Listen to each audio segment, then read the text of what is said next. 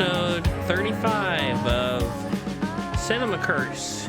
Tonight we're peeking some twins, talking about Twin Peaks, episode 17 through 20, aka the Jean Reno saga, aka the episodes that really kind of first captured the imagination of the country and kind of the world. You know, these are the episodes that kind of catapulted the show what it is now, where it's on like season 30, and because, you know, people were interested in the mystery, but when they were like, what if Dick and Andy mentored a kid and they thought he was evil? Or get this, what if Ben was so overcome with grief that he began to imagine that he was Confederate General Robert E. Lee? That's great drama.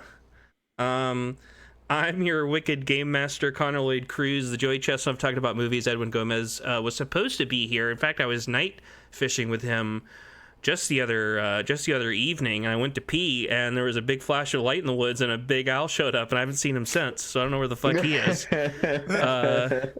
But I do see a couple other familiar faces, and I'll let them introduce themselves. Hi, I'm Robert.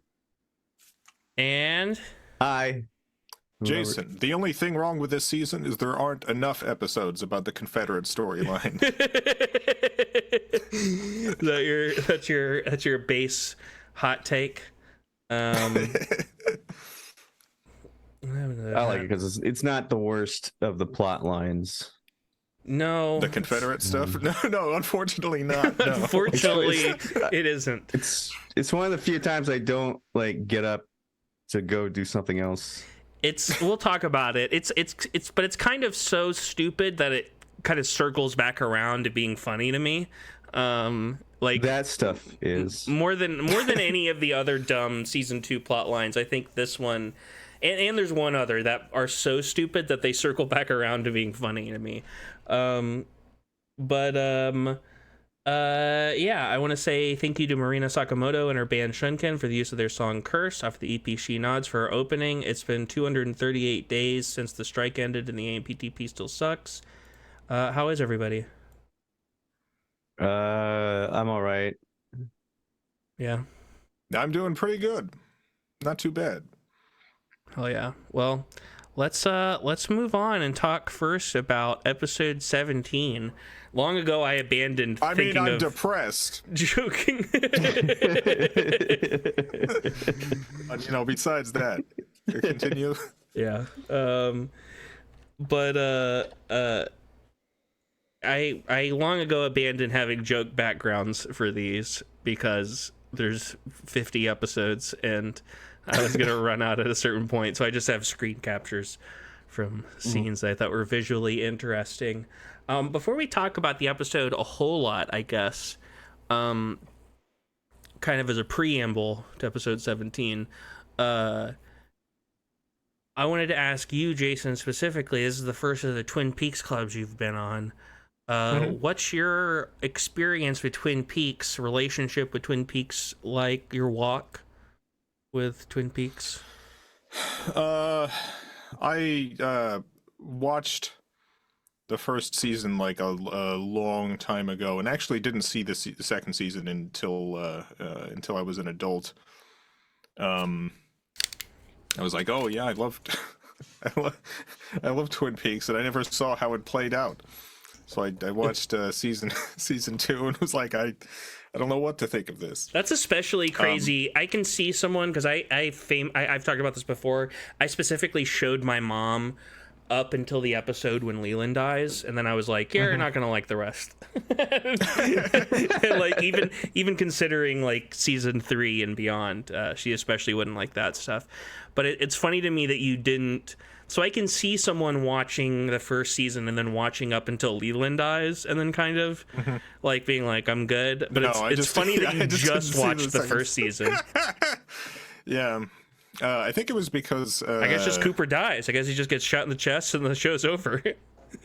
Yeah, because I didn't watch it when it aired. I think I had a friend who had it on VHS, but only had the first season. I think that's what it was. I think we're probably Ooh, all on VHS. I know, Jason, you're the oldest of us, but I think we're all too young to have really watched it when it first aired. Yeah, I would have been like 6 years old or something Yeah. when it first aired, so that wouldn't have been something that they would have put on for me. No.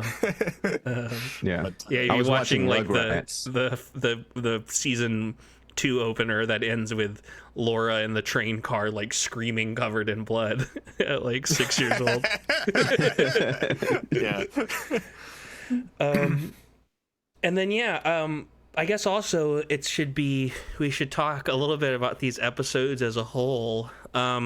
We have this and 2 more volumes of Twin Peaks Club before we're done with the original show, and volume 7 has some pretty good stuff in it. You know, I think the last episode of the season 2 is famously known as being great. I would say the penultimate episode is pretty excellent also, like the build up into it, you know, because it's kind of What happens in that one? the part 1. That's the one with the Miss Twin Peaks pageant that leads into the that. And honestly, I feel like the episodes right before it, it's funny that like David Lynch doesn't like Wyndham Earle, because honestly, and we're talking about the original show, like once he starts cooking towards the end of this season, it really does kind of start to pick up. But where we are now is sort of known as the doldrums, or the first half of the doldrums. And even this at least has an A story in it, which is what we'll get to, which is Cooper being investigated by the FBI. But yeah, man, I mean... David Lynch had left the show at this point. Yeah.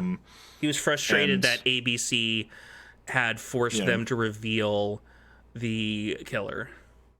Yeah, which was a pretty substantial blow to the general concept of the show to begin with. Even if those What were episodes, they thinking? even if those episodes with the killer reveal and the resolution of Leland's storyline are excellent also.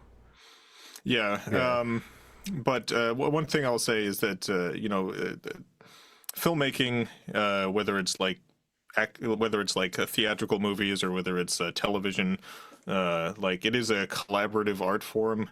There's a lot of people involved. I will say Twin Peaks is maybe one of the best examples of an argument in favor of auteur theory, though.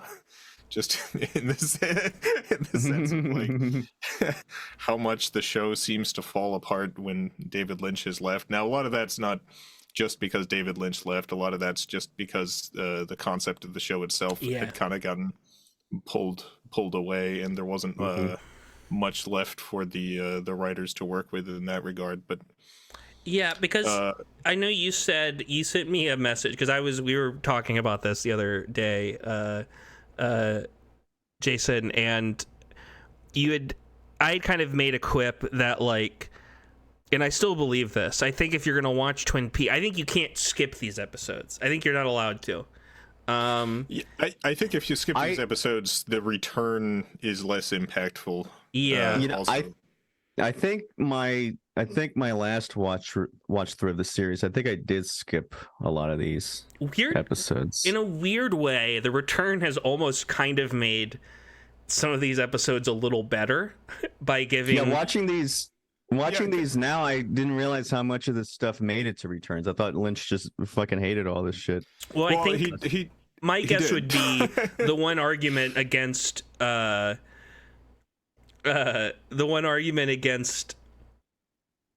auteur theory you were going to say is the fact that Mark Frost exists, and obviously David Lynch is the bigger authorial voice on the show.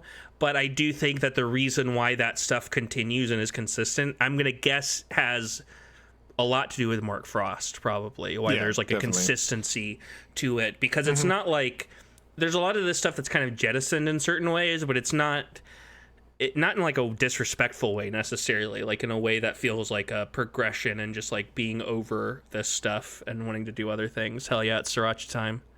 I'm out of Sriracha. Damn. Have you on this show before talked about the TV meta textual theory stuff with the show? No, not really. We talked about it a little bit season 1 because of the Invitation to Love stuff, but yeah, I've seen some people putting together theories where it just like essentially thinking that kind of explains every single element of the entire show, which I don't agree with. But I do think that it's an interesting lens to look at like everything that comes after this season, essentially, as like a way of Wesley's in the chat. Sorry. Wesley says the only good thing about Twin Peaks is that it inspired Deadly Premonition. That's good game. I never finished that one. I tried to play Deadly Premonition 4 years ago, but I didn't know that your car can run out of gas, and I got stranded, and I just kind of gave up. So I haven't played it since. It's a good analogy for Twin Peaks season 2. I think I've never heard. It's funny, like in a weird way, with Twin Peaks and with a lot of David Lynch stuff, I like thinking about the artistic stuff that influenced it, but I don't like actually analyzing it outside of the perspective of like what it means on like a human psychological level could mean, you know, just because I don't feel like Lynch is usually doing that actually in a way. Like I think people sometimes try to overinterpret his stuff, if that makes sense. Yeah, I think there's like enough stuff in Twin Peaks, and especially like The Return, where this is like I don't think at any point David Lynch is sitting down with like a huge notepad and making all of these like little details. Yeah. Like he's a very improvisational filmmaker in many ways. Yeah. But I think that he does have like a concept that like everything is filtered through, and I do think that like with Twin Peaks, like one of the concepts is like his response to television in general at the time. Yes. I do agree with that it is kind of him doing a vibe on television, and you can then kind of see how that follows into Fire Walk with Me, which famously opens with the television getting smashed. And and then I think that continues even into The Return with some of the way, like there are things in The Return where it does. The Return should have started with them taping the TV back together. are wheeling out the old like tube TV and moving in like a flat screen TV. I think there are things in that where it feels like he's deliberately clearly fucking with the audience by playing with your expectations of what a TV show. But that's to be fair, that's a conversation for the future. I was gonna say these 4 episodes we're talking about just feels like normal early 90s TV.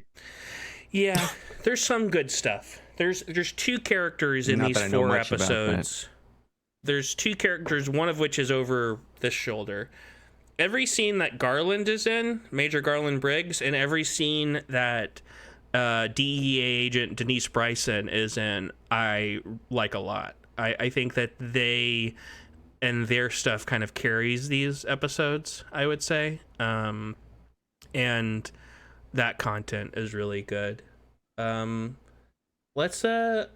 me go through some of my breakdowns. Can I say what I think the general sure. like theme that I got from these 4 episodes together was? Okay. I think there's a lot of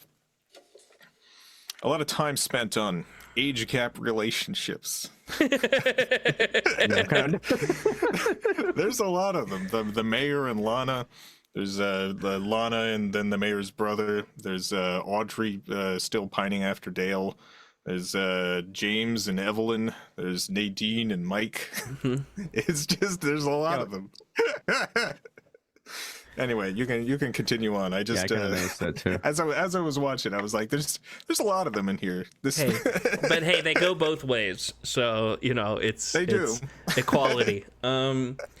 So this episode starts out with I think Connor has the Twin Peaks novel. Yeah, I've read the 2 Mark Frost books that came out around the time of The Return, but those will definitely be more something we'll talk about later. Was Frost around here? these episodes? What did he do? Was he a writer? He was a writer. I think Mark Frost always stuck around. I mean, I think he had to, basically, like, to be fair, Lynch, you know, kind of, you could argue he kind of abandoned everybody.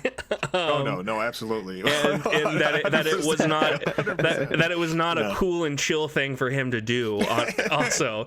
And and Mark Frost was, you know, like, you have to give him bullshit. You have to give him credit for basically, like, taking over. It's like, it'd be like if the captain of the Titanic was just like, I'm done, and got on the first lifeboat, and like somebody else had to be like, okay, I guess I'll go down with the ship.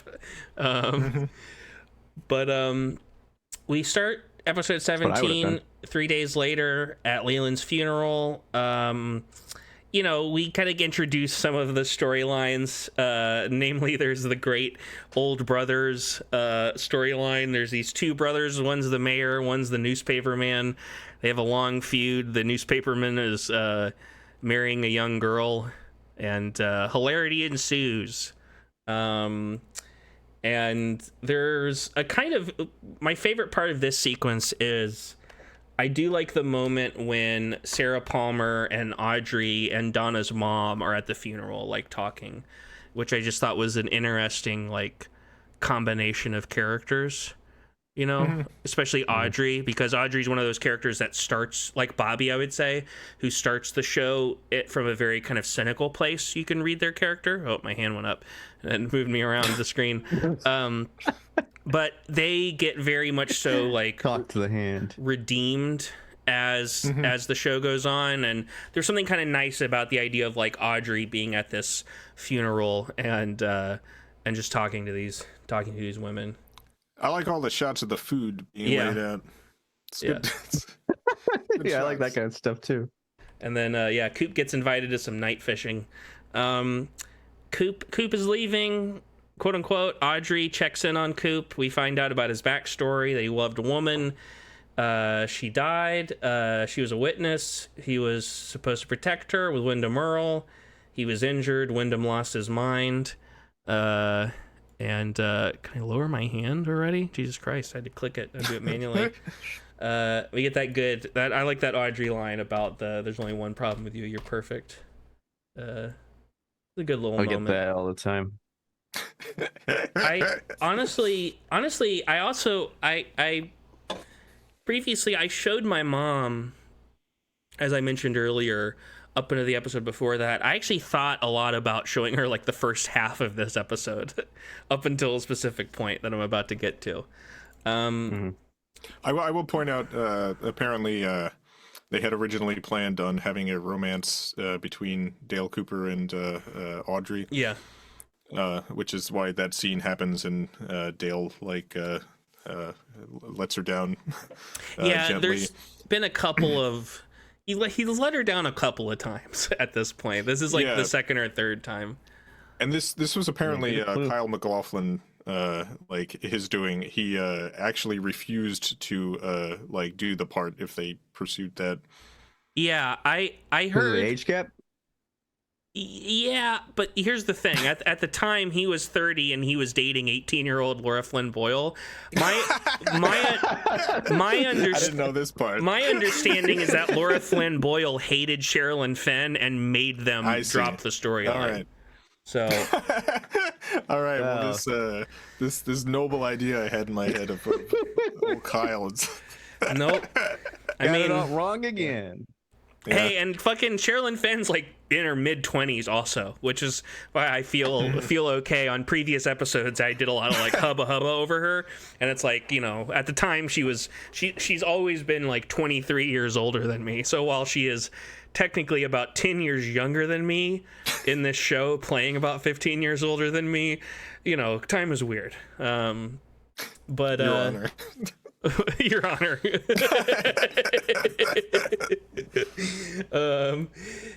Coop says his goodbyes to Truman. Truman gives him some lures and inducts him into the Bookhouse Boys. Another great line when Coop is tearing up and says, "I am honored beyond my ability to express myself."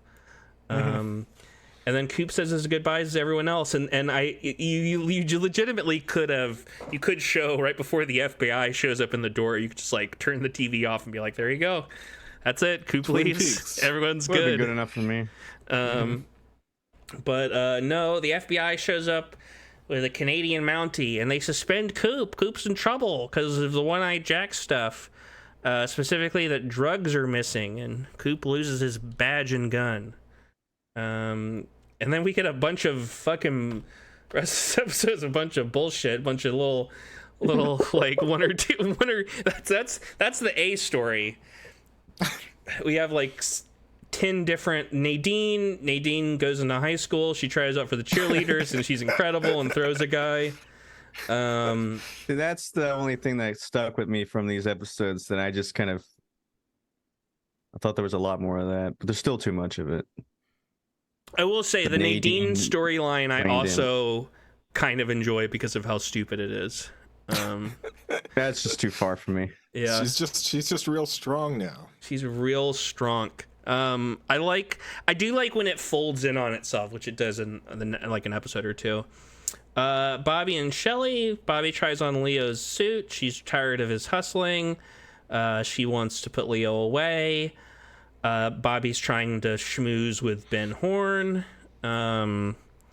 Catherine reappears. Thankfully, we don't have to deal with fucking Tajimura anymore.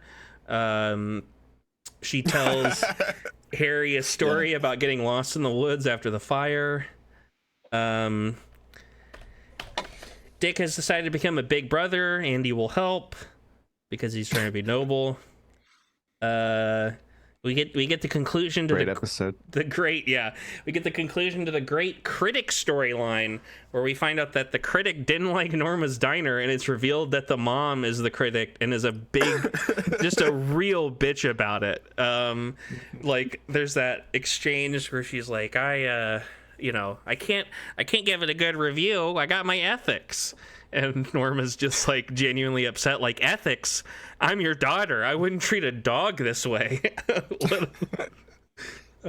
Which I kind of that storyline's stupid, but I like the emotion she brings to that moment, because she's a pro. I like the idea that for the mom, it's unethical to not leave a honest review, but it is ethical to review your own daughter's restaurant for a major publication. Yeah, I would probably say maybe skip that one. Yeah, you need to recuse yourself. Yeah. From this particular thing. That would have been the noble thing to do. Yeah. Well, she's I don't think she's ever in the show again, so I think it's fine. Who gives a shit? Up at 1A Jack's, Hank is trying to get Ernie to steal that lady's money. Michael Parks is back. Like I said, he's kind of the bad guy. And the Mountie is there. And he's setting up Coop with the Coke for Jean, or Gene, as I have his name written, because that's how you spell it. You also spell it the same way you would spell Gene. So whenever I'm reading my notes, I keep reading it like Gene, like it's Jean Grey or something. Harry gets awoken in the middle of the night by a beat-up Josie, and I believe we see Harry's place for the first time, and he lives in a studio that opens into the wilderness. So, which I thought was interesting, because even like usually like even a log cabin has like a, I think about like from the Evil Dead, like it wasn't like it was just like one room, you know what I mean? Like, but I guess he lives in a witch's hut. Yeah. And then we get the scene behind me. Coop and Briggs out talking about Bob and the esoteric dream blunt rotation. The White Lodge is introduced but not elaborated on, and Briggs disappears. So this is the first time we hear about the White Lodge? I believe so. But we heard Black Lodge before? I haven't rewatched. No, I don't think so. I think this is the first time we hear about either one. Okay. So I forgot anything important happened in these episodes. I thought it was just the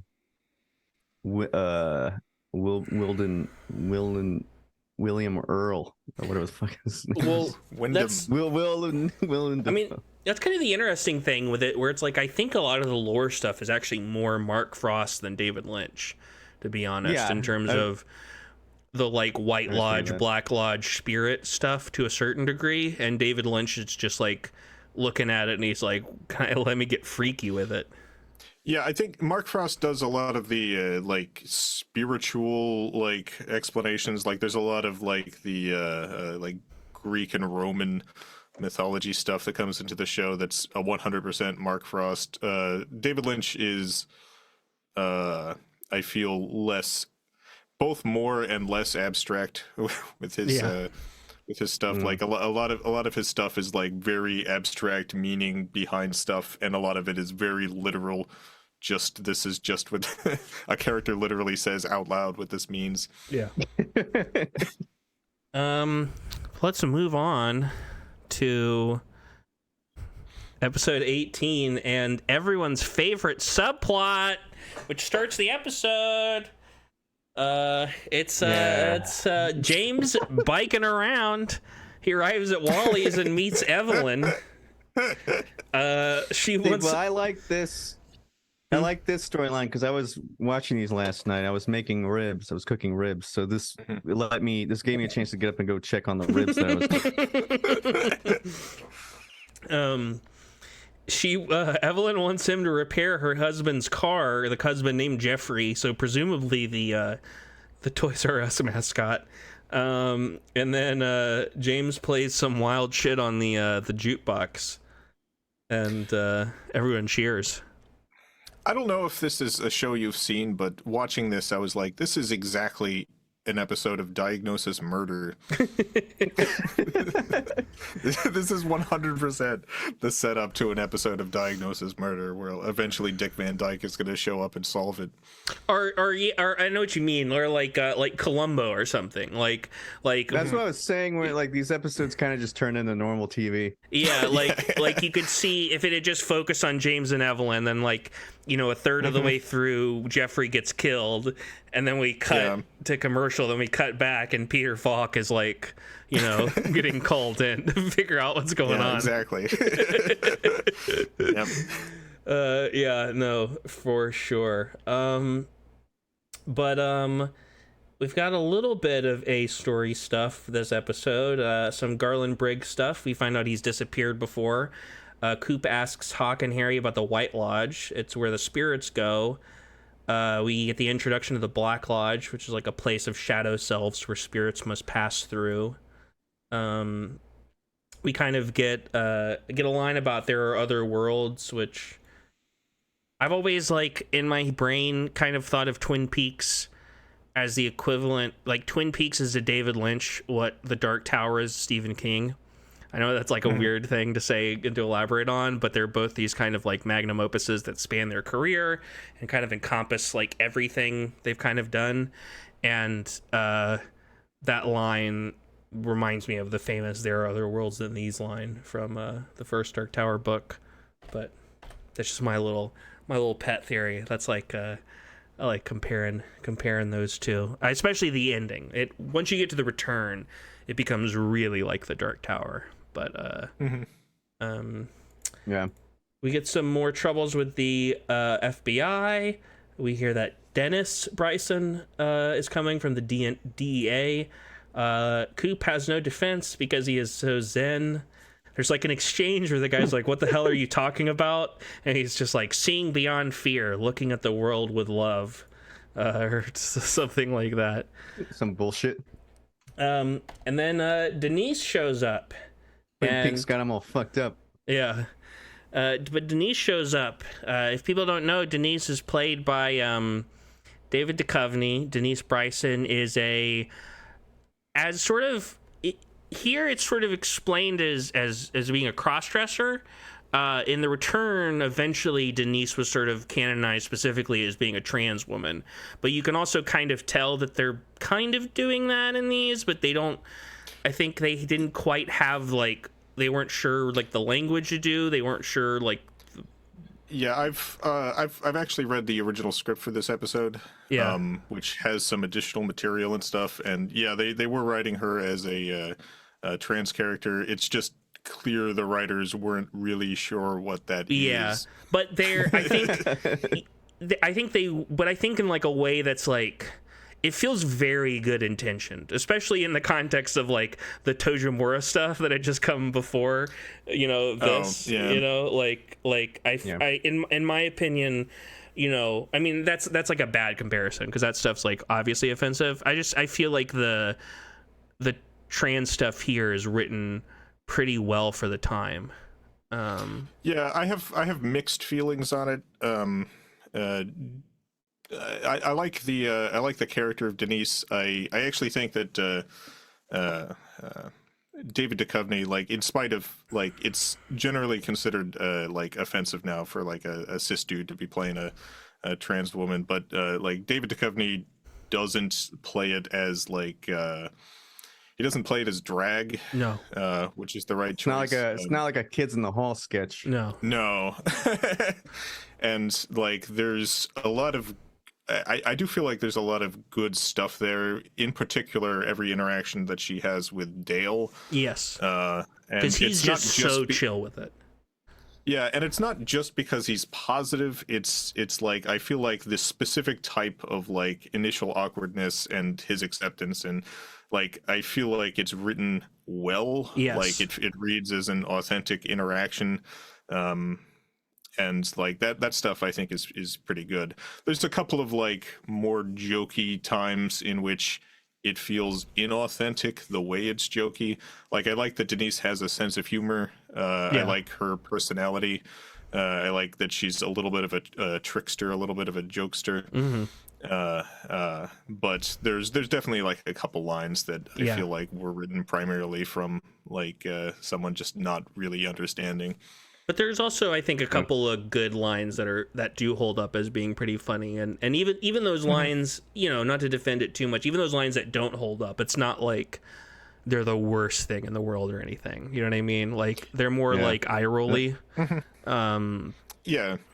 worst. That's another thing that I didn't realize started from this. Another thing that showed up in Returns. Yeah, but I think that's just because it's David Duchovny. Mm-hmm. Yeah, and obviously what they do with the character in the Returns is great. I mean that's that scene, the phrase "I told them to fix their hearts or die" is pretty great. Yeah, it's a good line.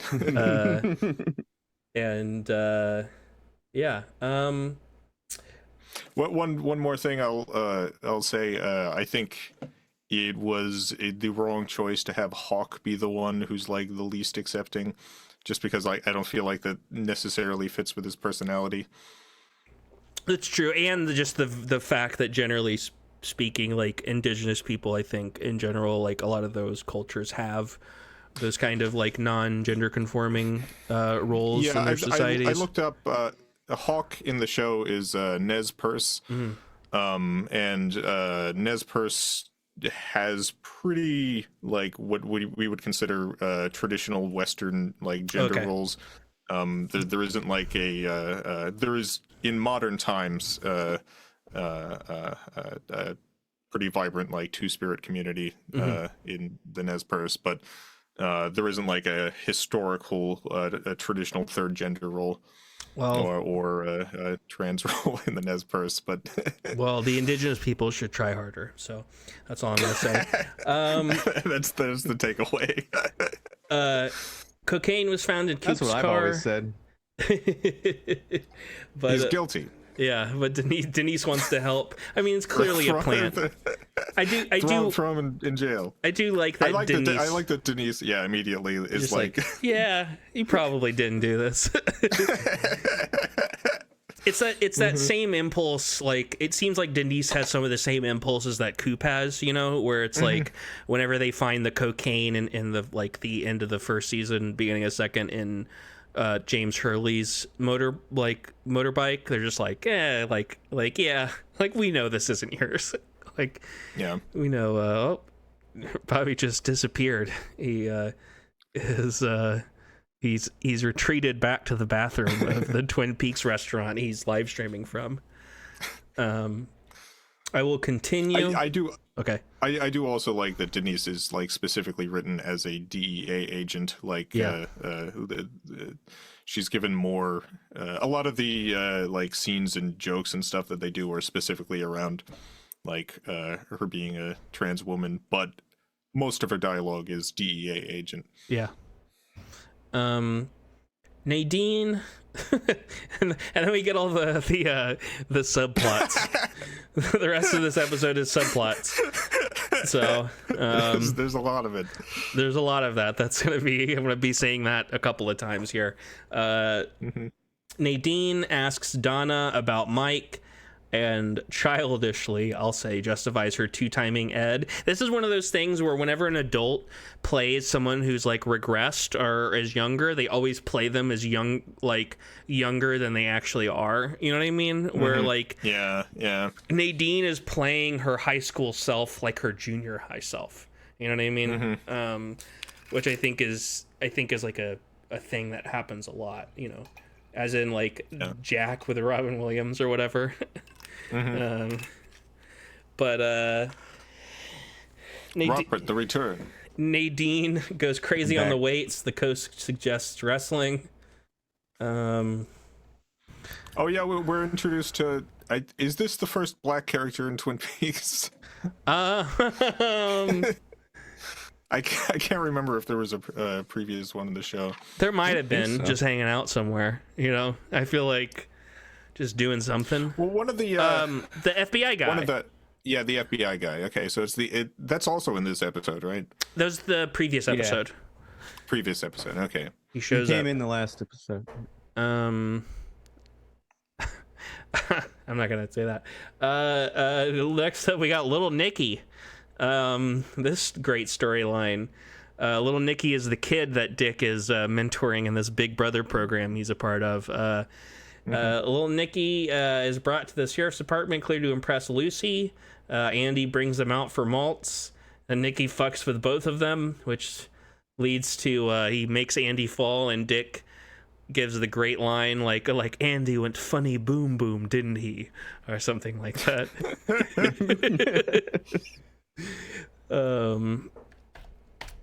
Ben watches old family videos. Moving on. So what? Just kidding. I actually do. Wait, I haven't seen these in a while. So what's Ben's deal? Like, what's going on with him? Bad business deals. Yeah, he's lost everything. He's lost everything, and his business partner was revealed to be a murderer. Oh, okay. Yeah, that would be a problem. Yeah. I like they use the same actors from last season, I guess it doesn't matter, who are playing little Ben and Jerry and like the flashback, and I love those little kids. And then Hank shows up and defects. He's working for Gene now. Wyndham Earl sends another chess move and tape. I guess he wants to kill Cooper. Coop's character is distilled by Wyndham, so fastidious that it's Coop's weakness. We get some Josie stuff. Well, I'll skip over that for a second, actually. We get a little bit of the wedding that's been promised between the old person and the young person. Finally. And again, even though Coop did let Audrey down multiple times now, he is now also dancing with her at a wedding. Andy dances with Denise, and the log lady loves the seasonal weddings, which I like that little beat. And then kind of the last stuff in this episode is the Josie storyline, which I think finishes the episode. Truman wants the truth. We find out that she used to work for Aaron Eckhart back in Hong Kong. Aaron Eckhart helped her and raised her, and was her like father and love her, or whatever, all this fucking stuff. Two-Face? Yeah, Aaron Eckhart. I forgot that there's another age gap relationship. Yeah. I forgot about that one. All right. She Another one for the list. She met Andrew. It's funny as you're keeping a list. I could hear your keyboard clacking. She met Andrew Packard through Aaron Eckhart. She thinks Aaron killed Andrew being Catherine's brother who died before the show. Catherine makes Josie a servant under threat of turning her over to Mr. Eckhart. And then we find out that Andrew Packard is still alive. And it's the bad guy from Halloween 3. He's gonna put bugs in your kids' heads. Watch out. I do I recognize him from somewhere. I was like, too. I like rewatching this. I was like, who the fuck is that guy?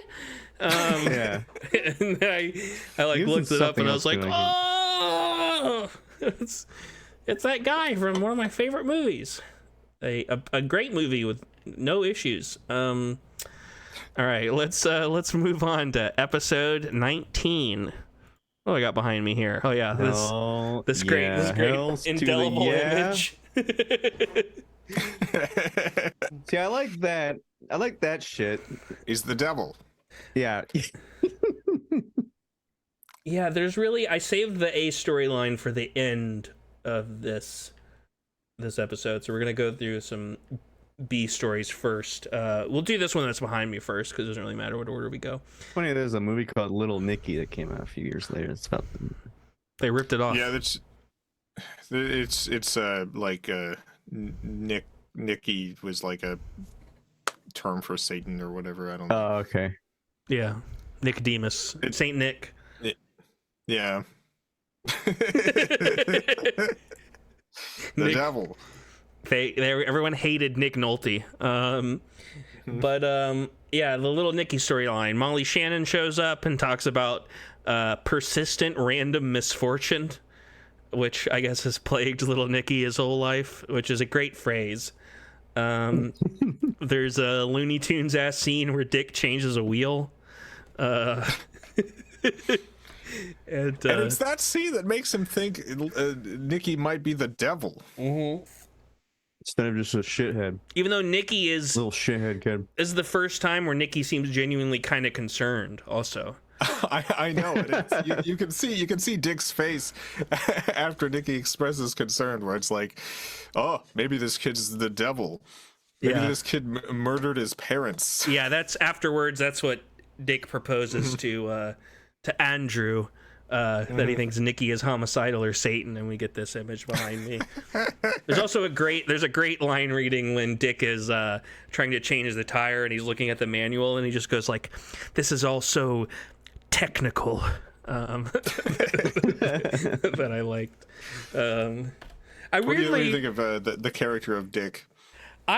Dick has really grown on me over the years, or something. Like if he was in the first season, like all throughout the first season, we'd love him. You know what I mean? Like he would be like a Dr. Jacoby sort of thing, and I would have been down if they wanted to bring him back. You know? Yeah, I just really like the actor's performance. Like consistently, like he's not really given any good storylines. He's given real bad ones. But yes. Just seeing him like sitting on that blanket or whatever, towel or whatever, fixing the car and stuff. Just all of his body language, the language of someone who like has never done this in his life. His performance is great. Else. Yeah, he's like 100%. Me and some friends had a joke a long time ago about like a Frasier Twin Peaks crossover, and this dude and Frasier would have fucked around. Like they would have been like, hell yeah. They would have been homies. Absolutely. Even though Frasier would probably look down on Dick, to be honest, because Dick is the fanciest guy in Twin Peaks, Other storylines. This is the final introduction of Confederate Ben. As I mentioned earlier, Ben is so overcome with sorrow that he believes he's Confederate General Robert E. Lee, even though he's a little lucid in this episode. It happens. Yeah, we've all been there. We've all thought we were the general of the Confederacy at one point or another.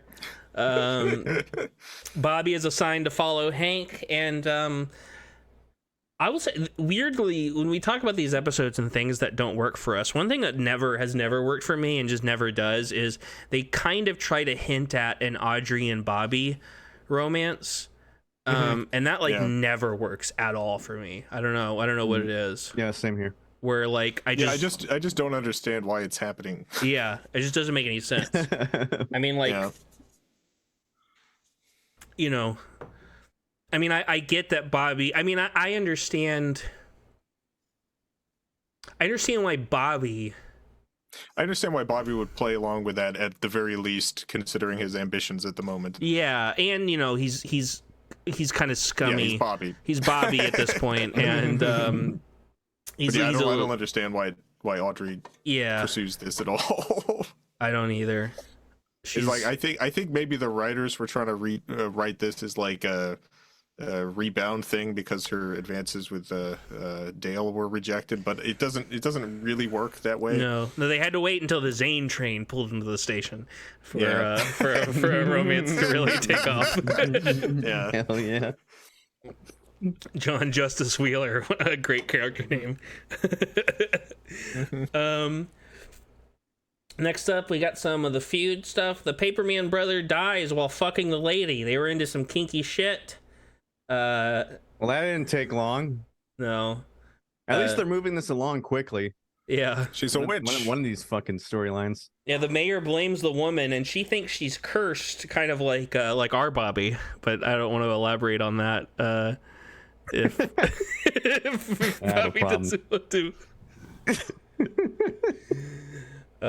I've had a problem. It's unbelievable that they resolved that storyline by saying she's just really horny. I don't remember, because they don't resolve it these episodes, right? That's like in the future. Is it? I've watched a couple episodes ahead, but okay. Yeah, because so yeah, I thought that they haven't resolved the second half of that yet.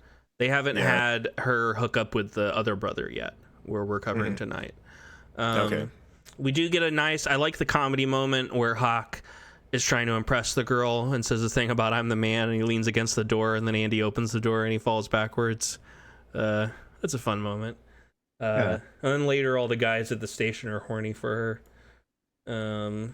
She exudes a pheromone, like she's like the male lead character of like a hentai or something, and everyone makes everyone just like deeply aroused around her of the opposite sex.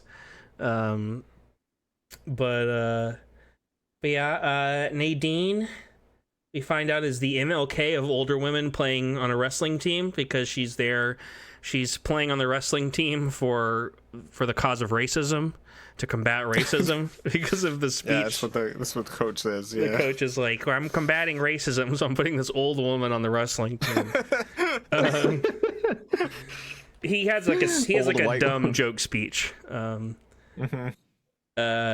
She beats up Mike and asks him out. Yeah, she assaults a teenager, then asks him out. One of my favorite things on Twin Peaks is all like the little human moments, and I think it's very human that Mike, who was previously dating Donna, like they don't like hate each other. They're kind of having like a jokey, like he's coming up to her and being like, I need you to like tell Nadine to fuck off, and she's just kind of like joking around with him, and their relationship seems to be kind of okay and friendly in a way. I like that little bit. Yeah, that was a good scene. Yeah, Laura Flynn Boyle really doesn't get a lot to do in these episodes. James just fucking around. Yeah, speaking of everyone's favorite subplot, part 2, we meet Evelyn's creepy brother. He implies that she's beat by Jeffrey, aka Big G, and kind of a cycle where Big G beats Evelyn. Evelyn breaks Is that the guy one of his from things. Game of Thrones? Big G? You talking about Peter Dinklage? I don't think so. No, I'm talking about the guy from Game of Thrones who he was simping after the eunuch. No. The guy who got the gray scale later on. Never mind. Sorry, we don't need to talk about it. Are you talking about? Sorry to bring up. Talking about Sean Bean? No, just forget it. Forget it. Jason's looking it up. He looks like somebody from Game of Thrones. The brother? Yeah. I don't think so. You're talking about the guy who is like Daenerys' like assistant later on? Yeah. I don't think so. I think he would have been too old. Looks like a younger version of him. But I think you're right. James fixes the car and he and Evelyn smooch. Big G returns. James hears yelling and the drunk brother shows up threatening to kill Big G. We get a scene of domestic bliss over at the Packers and Martell home. Pete and Catherine have dinner and he quotes Yates, and then I believe Pete tries to tell like a dirty limerick or something and gets cut off. I couldn't quite. He starts saying something about there once was a lady from Galway or something. I don't know what the end of that dirty limerick is. And I looked it up, Robert, and no, it's not. He's not. He hasn't done a lot of acting recently and was not in that show. Okay, thank you. I don't know the actor's name, and I don't remember his character's name in Game of Thrones. Pete is pro Josie, but he's still more pro Catherine, so he's kind of okay with Josie being treated so shitty. At least at this point. And then we get a little bit of A story stuff in this. Coop decides he's looking for a place he can like buy or rent or whatever out in Twin Peaks because he loves the town so much. He decides which house to look at with a coin flip, but it leads him to Dead Dog Farm. At which he finds a meeting with some cocaine, which I guess is the people that were framing him. So. I have to say, I really love the name that they gave this place. Yeah. Well, there's something to be said about this A storyline that connects these episodes where, like, you can see a worse version of Twin Peaks limping along for longer, having these little things, because these A storylines are kind of the strengths of these episodes, I would say. The A story, I'm calling the two A storylines I'm saying for these 4 episodes are the Major Garland stuff and the this like setup, the cocaine business. We also get with Coop. Earl anticipated Coop's opening move. We find out that Coop has dreams of starting a family, but more importantly, Coop looks at the pictures of Hank that Bobby took and that Audrey stole, and they involve Jean Renault and the Mountie. So Audrey saves his life. And then Audrey meets Denise. I do like this exchange. I mean, you could argue that this isn't the most appropriate, I guess, but it's funny. The Audrey saying... I like Audrey's response a lot. Yeah, just saying, like, they have women agents. And I do like Denise's more or less response is funny. Even if... Yeah, it feels... Yeah, that feels more like a joke that... Yeah, I think this is like having read the original script and seeing some of the descriptive terms that they use for the character in the script. I don't think that this joke was necessarily written in good spirits, but I do think that David Duchovny brings a lot to the performance that kind of smooths it over because I know a decent amount of to be honest, I know a decent amount of trans people at this point, and I think I could see one of my like trans women friends joking like that just because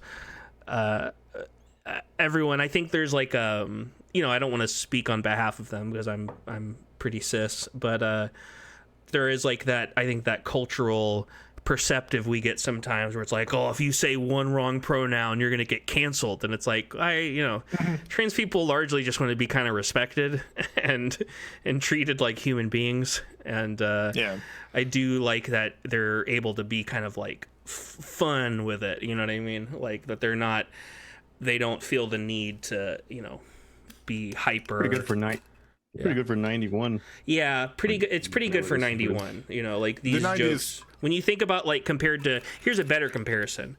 The first Ace Ventura movie, which came out after this. That's around the same time, huh? Yeah, the 90s was a particularly grim time on television and movies for trans representation. Yeah. I think it was I think that's probably true for most representation of trans people up until like, I don't know, 10 years ago maybe. It feels like largely Psycho didn't show up for a lot of film history. Like there's pockets where it would, but in like mainstream stuff, like in the 90s it was just like everywhere and bad. Yeah. Let's see. Denise gets Ernie to flip.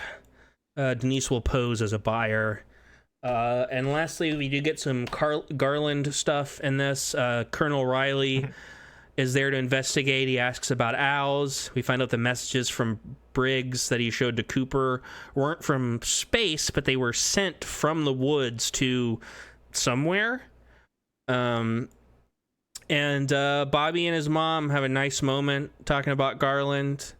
I really love Bobby Briggs so much. This part of this is in the context of The Return, but Bobby might be my favorite character on Twin Peaks because if anything, just because of what they do with him in The Return. But you can see like things planted here, where it makes sense that would happen later on. And I think that this scene is definitely the best in the episode, and maybe the best in like all four of these episodes. Yeah, Garland shows back up and asks how long he's been gone. Bobby fixes him a drink, and we find out that everything is not all right. But yeah, just good writing and good acting. Yeah, like just great performances in general. And then let's move to our last episode. Checkmate. Great stuff. Got this. Great stuff. Big climactic scene we'll get to in a minute. The episode starts out with 2001, A Garland Odyssey. We get some truly great visuals as Major Briggs starts to talk about his experience. There's like a weird like radioactive like 3 triangle symbol that flies at the screen, and we get this genuinely pretty cool looking shot, but you can tell that like it was composited, and so they only had the video and they don't have the original film like elements anywhere. But there's a actually very cool shot of Garland like just like sitting in this weird throne in the middle of the woods, and talking about his experience. He's shaken up. This is the first time they introduced Project Blue Book in the context of the supernatural stuff going on in Twin Peaks. And then Briggs gets escorted away. I got some other things, but who gives a shit? I have like other little details written down. I'm looking at like, I don't care about these. I'm not going to bring these up.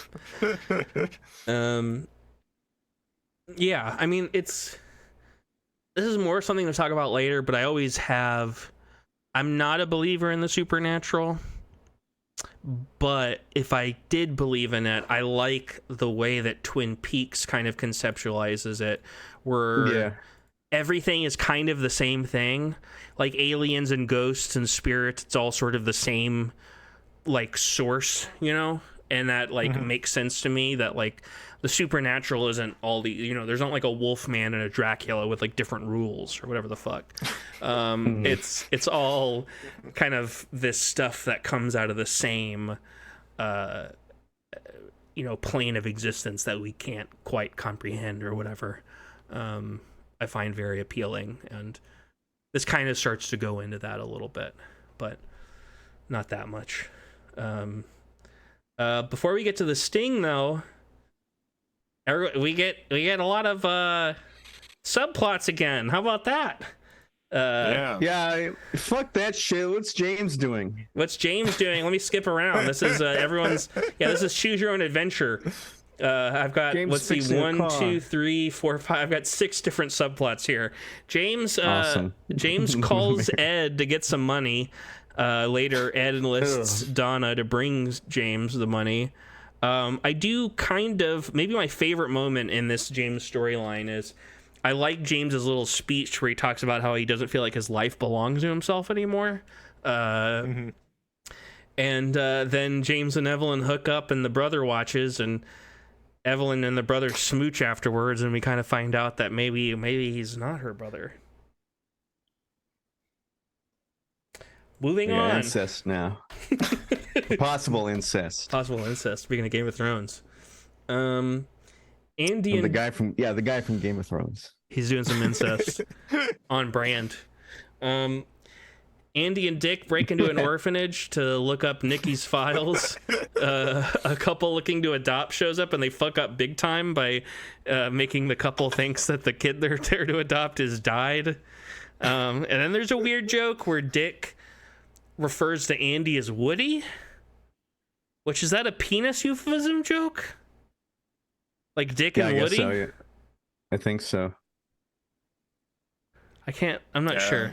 I don't know. Hard to tell like what the joke is with some of the jokes in these episodes. Yeah. These episodes. There's a couple that don't quite like land. Nadine approaches Mike at the diner. I do like Mike's like, "Oh Lord," when Nadine first shows up. And he rejects her hard, but she kisses him, and he's a little turned on.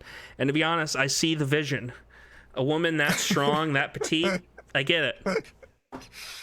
You know, I mean, especially like, you know, how old was Wendy Roby? Like when I'm watching, 37. She was 37 when this was filmed.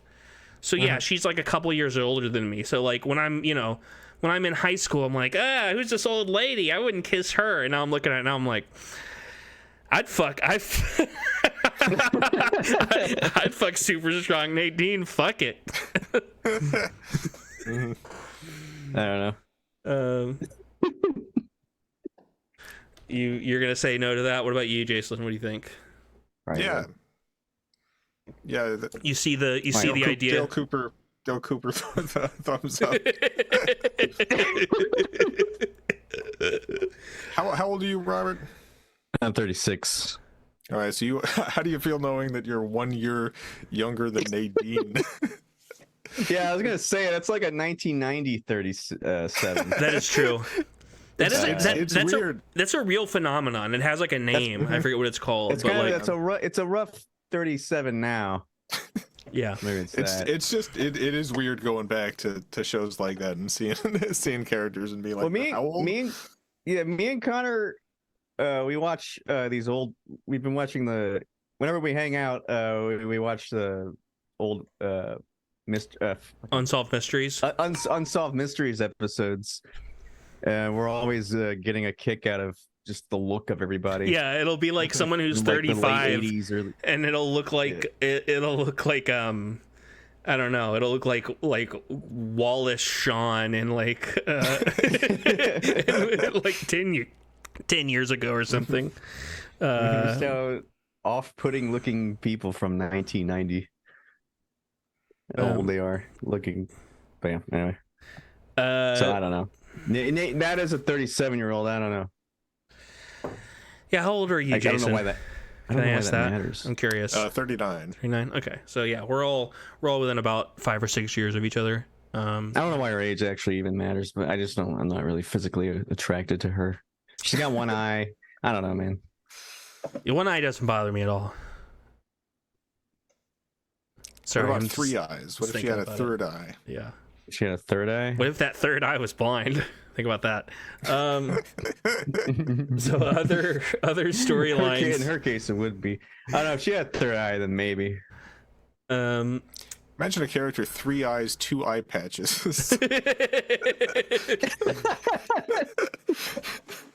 See, I feel like that's a good idea for it's a good gag. Yeah. if I was ever blind in one eye, I mean, I guess this is something you do if you already wear glasses, but to me, like, eye patches are cool, but to me, there's nothing cooler than when you see someone wearing, like, glasses where, like, one eye is a sunglass lens and one eye isn't. I would 100% do that shit, rock that shit all the time. That'd be fucking, that'd be sick. Yeah, I do that too. I make it something cool, like gold. Yeah. Stuff black. I put like a gun in my eye. Or like, yeah. But back to this episode. Or like American flag or something. Or like a Texas flag. Hank catches Norma leaving to meet up with Ed. There's a good visual moment here where they're talking through like the machinery of the Double R Diner. Norma gives Ed a good speech about love, and then they fuck. And later on, Hank tries to ambush Ed, but then Nadine returns and ambushes him. And that's the kind of stuff I do kind of like with the Nadine storyline. I like in moments like that where it like overlaps with a different storyline, where it's like suddenly there's just like a super powered character like running around throwing people around. Yeah, I feel it's too bad they didn't do more with like Nadine, because there's like a lot of dangerous situations that come up, and it doesn't really make sense to me that they wouldn't think, oh hey, we should take the superhero we've got in town with us. Like if this had become one of the last seasons of Riverdale where all the characters get powers and become a superhero team. Ever come in and crush somebody's head. Crush Wyndham Earl's head. Exactly. They just let her in the like. What's Wyndham Earl gonna do against her? They try to, they like have her pose as like a transient person at a bus stop, so Wyndham Earl will target them. Here he sees Josie dressed like a maid, and they have a circular convo that doesn't go anywhere. So moving on. Confederate Ben episode 2. He's really gone off the deep end at this point. I'm sure it's going somewhere. I'm just thinking about the fact that Catherine like spends the however many episodes this season dressed as a Japanese man, and then enslaves the town's only Chinese woman. Yeah, like what a arc for this character. We're gonna find out that their dad was like the architect of the internment camps in World War II or something. Yeah. There's something almost interesting about the Confederate Ben story. There's something, you know what I mean? Almost. Like almost interesting. Like the idea that he's waging a battle that he knows he's going to lose. You know what I mean? Like there's something kind of like let's not. I can understand like how they would come up with this idea. Yes, like it makes conceptual sense. They do not serve any part of it genuinely in a way that works at all. No. And it goes on for too long. It goes on for too long without evolving in any meaningful way. And then it ends. Ben still had more to do than he did in the returns. Ben doesn't really do anything in the returns. Yeah, he should have done the Civil War thing again. He should have still been up to this shit. Let me see. Yeah. Nah, Civil War stuff's not the worst of these.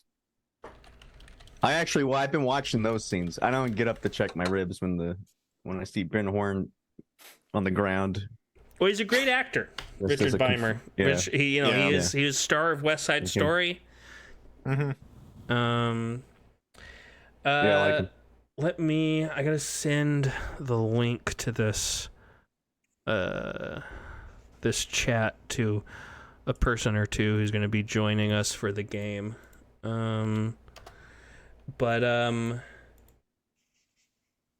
We get to the sting, which is sort of the big set piece of this sequence. It's funny, I just rewatched Blowout. I don't know if anyone here has seen Blowout, the Brian De Palma movie. You showed it to me a few months ago. No, I haven't seen it. It's great. It's one of my favorite. It's really, Jason, if you haven't seen that, that's like a top 3-4 movie of all time for me. It's really great, and I'll check it out. There's this piece of backstory in it that's really funny. in context of this episode, where John Travolta's character used to work for the police for this commission, and he would put wires on people. And there was this one time where he had a wire on a guy, and the guy was sweating a lot, and the sweating arced the wire while he was like in the middle of like a meeting between a mob guy and a cop, like a corrupt cop. And the guy tries, spoilers for Blowout, spoilers for like 2/5 of the way through Blowout. This is kind of early in Blowout. This is like his backstory. The guy with the wire tries to go to the bathroom to take it off because it's burning him. You know, it's arcing on his chest, and the mob guy catches him, and John Travolta isn't sure what's going on, and he runs in, and at the last moment he's trying to, you know, help out with the wire, and the guy that he wired up is dead. He's been hung by the mob boss, and this leads into John Travolta's like guilt and sort of personal like headspace he's in the movie. But more importantly, I was thinking about it because that's basically what happens. That's what happens here, where Ernie is sweaty and he sweats through the wire and shorts it out, and causes the scene behind us where him and Denise get turned into hostages. Truman deputizes Coop. Coop's got the great line where he's like, I hope I can live up to this. We're introduced to Dennis, Denise's drag king identity. Coop trades himself for the hostages once that actually starts.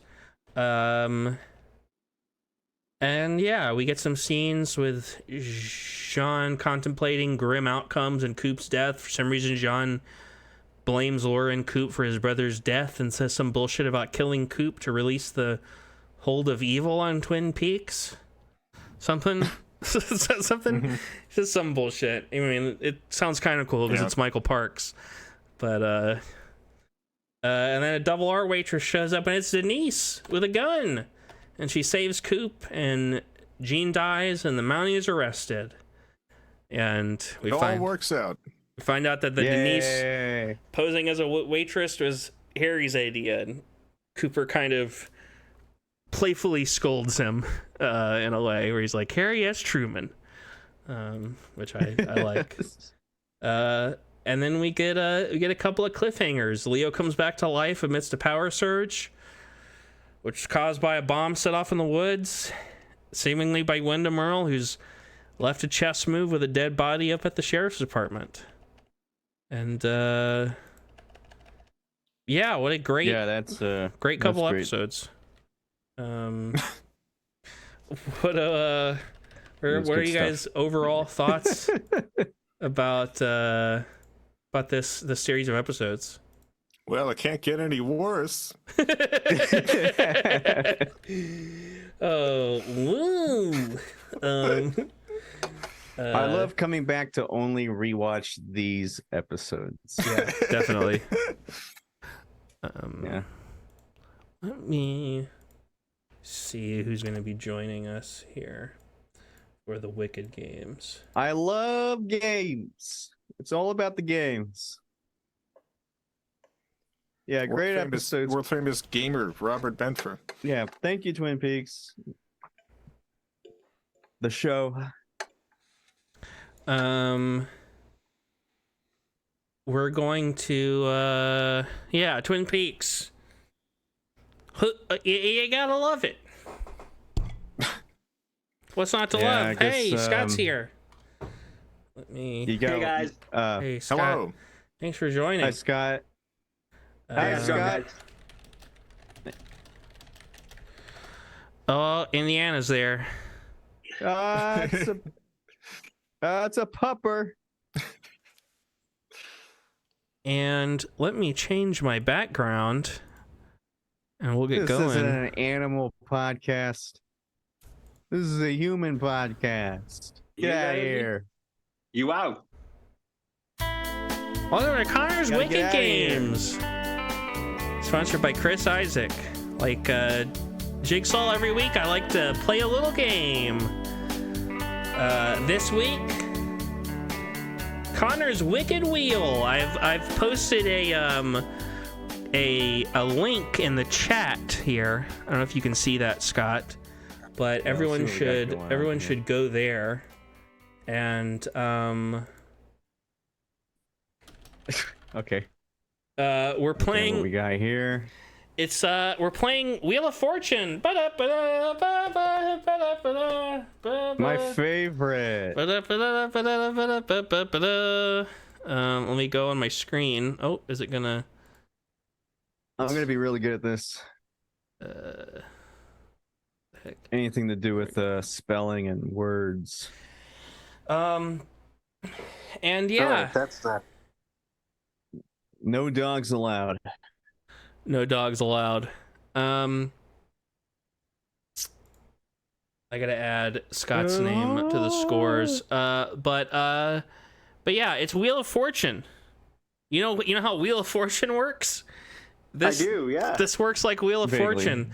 I've seen the South Park episode. Instead of spinning a wheel, I'm gonna roll dice for everybody to see what points you'll be playing for. So instead of you'll be playing for 1 or 2 or 3 points per letter, not necessarily $400 or $500 or whatever the fuck. Coffee words. Diarrhea.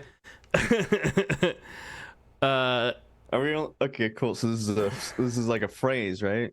I've made the categories all either from the actual show, Wheel of Fortune, or ones that I made up that seemed fitting. The answers are all obviously Twin Peaks themed.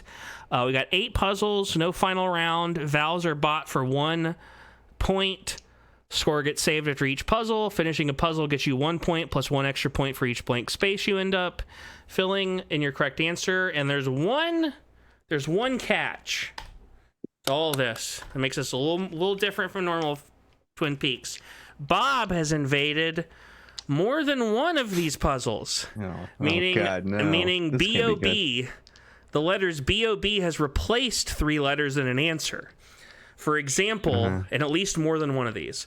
For example, if the answer was Agent Dale Cooper, the new answer might be Agent Bob Cooper, as in B-O-B replacing D-A-L. You guys will have to just sort of figure that out as we go. Yeah. But yeah. I don't like this Bob guy. Yeah, he's a fucker. He's up to no good. Not a fan of this. Not a fan. Yeah, let me add Scott's name. Oop. Sounds kind of spooky. Changing up names. And then putting his name in other people's names, as he's known to do. We'll start with The dastardly Bob. We'll start with Jason, go to Bobby, then Scott, and yeah, I'm gonna roll some dice for you guys and let you guys know what you're Jason. So you're playing for 1 point a letter. The prompt for this round is coffee words. R. There are. Whoa, that's not the. Interesting. That's not what I wanted. There are. There's 1 R. Wow. So Jason, you get 1 point. 1 point. Do you want to buy a vowel or spin again? I'll spin again. Okay. All right, you're now playing for 2 points a letter. T. There is 1 T. So great. Jason knows more about coffee than me. I'm a little in trouble here. I don't know how to erase quickly, but we're just gonna have to deal with it. All right, buy a vowel or only 1 T in all that. Yeah, I'll buy a vowel. What do you want to buy? I'll buy an O. Why not? An O. There are 3 O's. What was this? Right here, and right here. All right. Interesting. Sorry, is there a way to see the board? Like, what letters, like what the word looks like so far? Yeah, it should be that's on the that. link. There's a link in the chat. Yeah, I haven't gotten the link yet. Oh, so let me send it again. Yeah, let me send it again.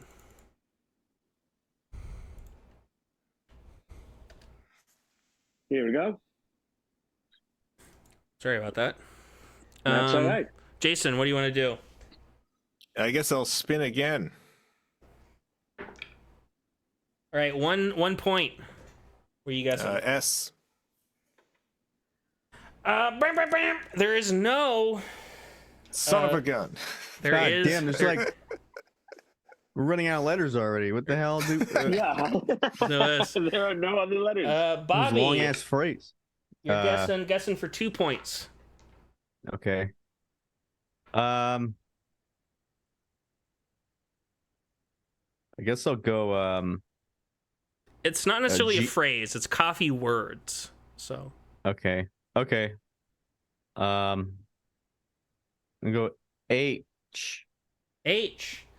There is, I believe, Okay. One- So that's what I figured. one H. Well, that was worth it.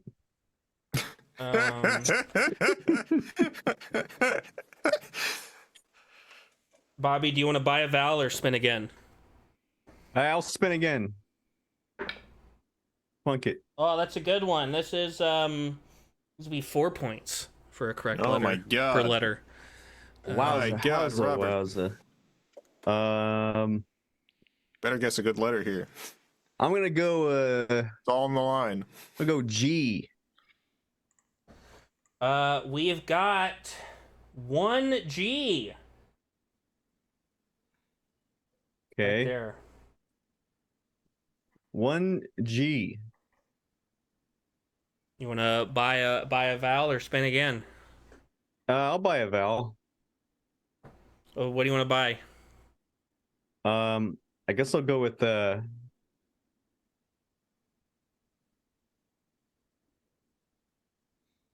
guess E. Classic vowel. There are quite. Sweet. Now we're getting somewhere.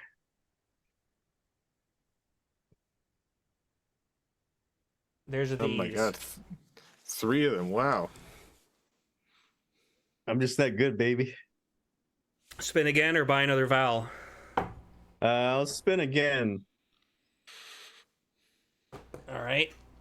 I don't really watch Wheel of Fortune. I don't know the strategy. 2 points. What do you want to guess? I go, how about D? There are 3 Ds. Whoa. 4 Ds.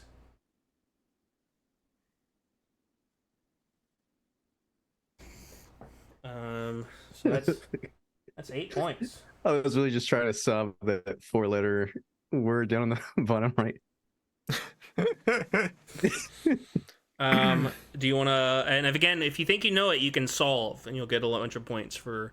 It's not a phrase. It's not a phrase. It's a. The clue is coffee word. I'll explain it after. I'll let Scott. I'll let Scott have a whack at it. Well, technically, you can keep rolling the thing until yeah. you get something wrong. That's the way it works. So I'll roll again. all right, Just guess a crazy letter, Robert. 3 points. If you want to pass it along. Guess one of those crazy letters. I guess so. What about an X? There is no X. Okay. All right, Scott. 1 point. What do you want to guess? All right. Well, the board went blank on me. Oh, really? Yeah. Not for me. Yeah, I'm trying to reload. Give me a You second. should try Z. Here we go. I'm gonna go with the letter. Have we done S yet? I think so. Yes. right, Haven't we so we'll do guessed? that. Haven't we guessed S? Yeah, I guessed S, and Yeah. there was no S's. Or no Okay. S's? B.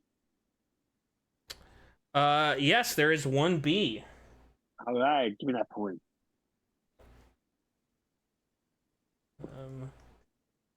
Scott, do you want to buy a vowel or roll again? I'll buy a vowel. A. A. There are two A's.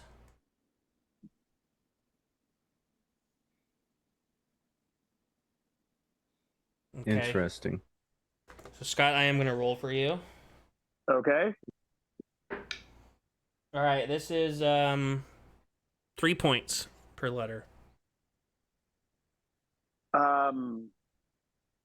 F. You say F? Emerson Frank. Yeah. Cool. Yep, there is indeed one F. All right. Damn, good choice. Yeah. Roll or buy a vowel. I'll roll. Or solve. I'm not ready to solve yet. Okay, 1 point. N as in Nancy. There are 3 N's. Oh, shit. 4 N's.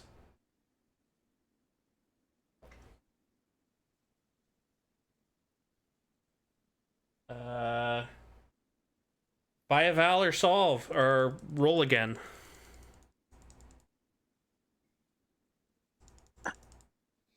God damn. I'll roll. Like, let's spin again. That's 3 points. M as in Mary.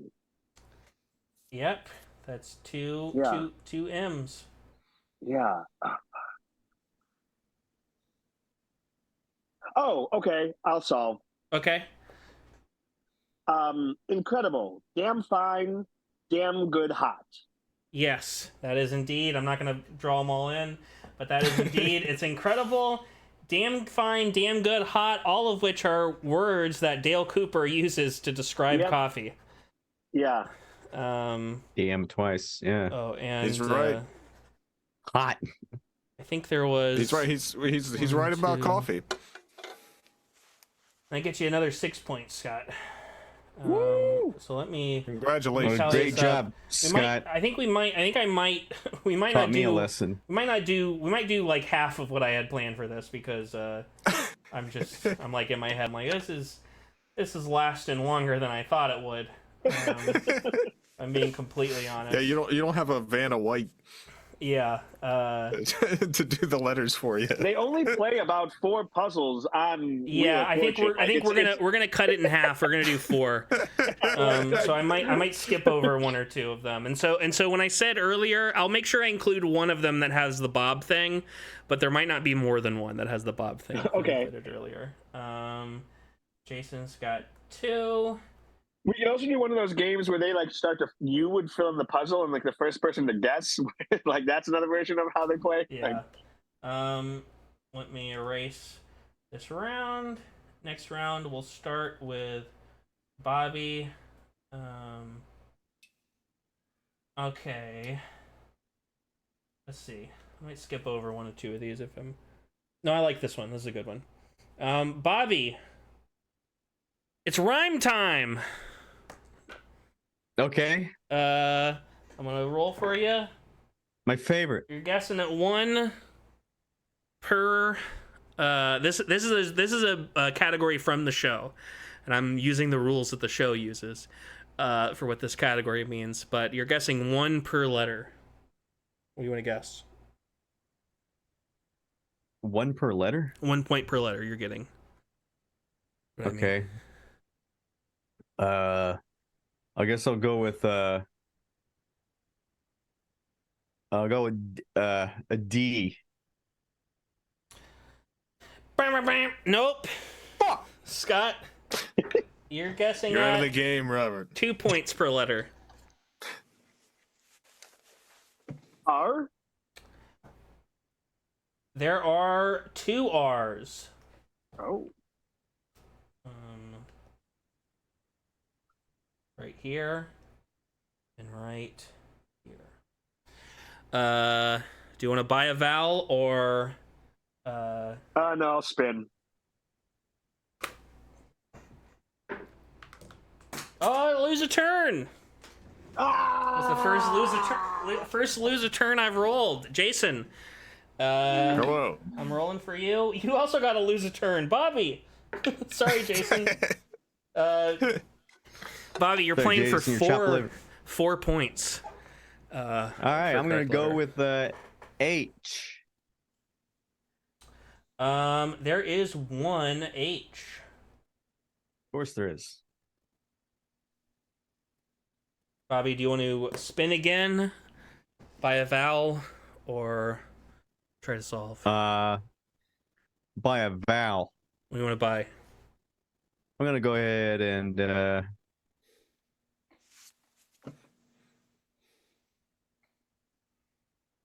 I'm gonna go with A.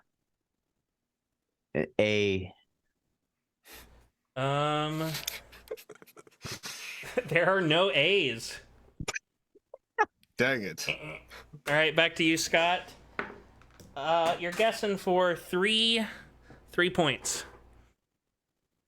T. T. Where did my little pin go? Seems to have lost my my pin I was using for my. It's all falling apart. It's all falling apart. It's here on the ground. I found it. T. There is one T.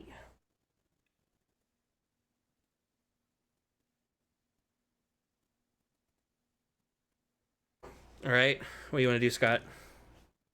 I'll spin again. That's 1 point per letter. C.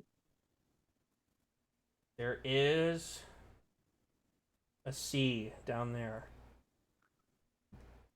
All right, ball's still in your court. I'll spin. That's 1 point. D. Bam, bam, bam. Aw. Jason, you're guessing for 1 point. E. Remember, you got to buy vowels. Oh yeah, that is a vowel. Yeah, sorry, no. N. We guessed N yet? No, but it's unfortunately not in the puzzle. So, Dang it. Bobby, you're guessing for you. You bankrupted. I'm gonna go. You lost. You What? lost all this shit. What? And it's back to Scott. Whoa! I rolled a I 1. worked hard for those. I'm using a D20. All right. Why'd you do that? I didn't even get the roll. Scott, I did. I rolled a You 1. did that. Scott, you're guessing for 1 point. It's not fair. B. B. Nope, no B's. No, I thought maybe there'd be a Bob in there. Jason, this is at 3 points. Is there any F's? Nope. Back to Bobby. Bobby, 1 point. Oh, with a Y. There is indeed one Y. I was feeling frisk. Yeah. Right there. What do you want to do? Alright. Ball's still in your court. Buy a vowel, do another spin. Try to solve. I'll buy a vowel. And I'll get E. I'm still Jason's letter E. Let's see. There is 1, 2 E's. All right, you want to spin or try to solve? I'll spin. All right, 1 point. What do you want to guess? I'll do. Who guessed Y earlier? I was Y. Do you remember how many? I guess you got a bankrupt afterwards. After that, didn't you? I Because think that was after the bankrupt. No, that was after the bankrupt. That was this turn that I'm doing now. I got the Y. Right? Yeah. Does this turn? And then I okay. got the E. You I should've- you got you should have gotten Y, and then I You bought should have an gotten E. one extra point. I Oh, forgot about a Y up there. This is why Wheel of Fortune has more than one person running it. We now realize how important Vanna is to the whole Yeah. situation. So it's still you, Bobby. You're guessing a letter, 1 point. um,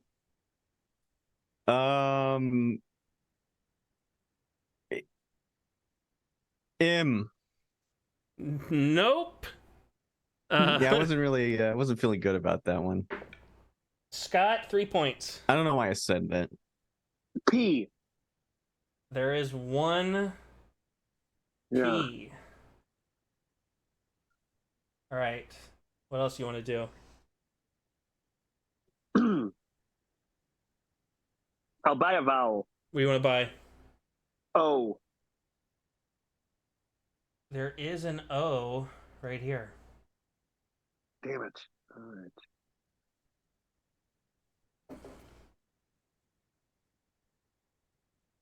You always buy another vowel. I guess. What was that? Sorry, it keeps like muting you. Oh, I'm You're mute. You? Can you hear me? Yeah, Okay. I'll buy you a U. You get 2 U's. Yeah.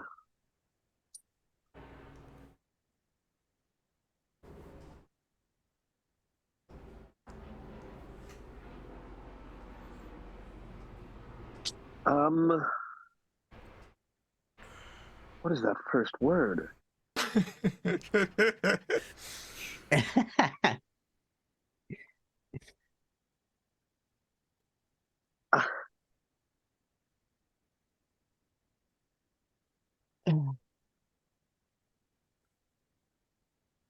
I. You want to just spin? Yeah, I guess so. All right, 1 point. Guess a letter.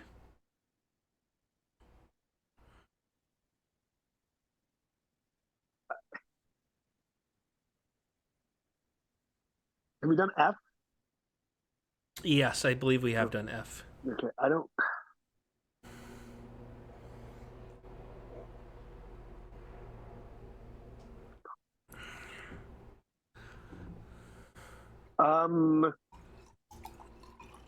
Then give me a guess. Yeah, V. Nope, there is no Nope. V. Nope. Jason, you're guessing for 2 points. Oh yeah, J. All right. Do you want to solve? Yeah, I'd like to Oh. solve. Yes. Just you and I and cherry pie. That is correct. That gets you another 3 Yeah. points. Nice. Yeah. So let me add up these points. Jason or Bobby is now at 14, 7,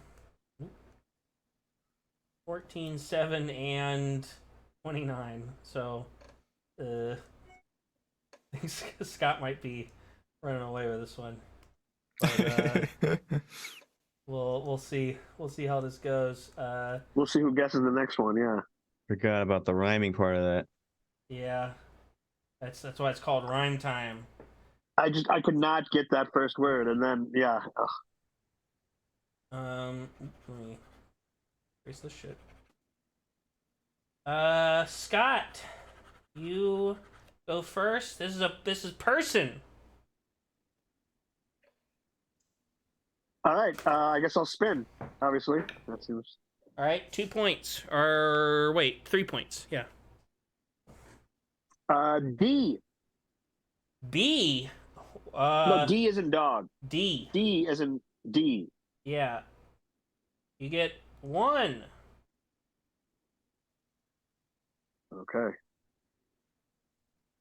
By the way, I just want to be clear that this is, I assume, a person from Twin Peaks. Yes, this is a character Okay. from the show, or I guess it could be a person involved with the production. I guess I'll be vague in that sense. It's one of those two. Okay. But yeah. Oh, I go again. Yeah. Spin. It's 1 point. S. There is one S.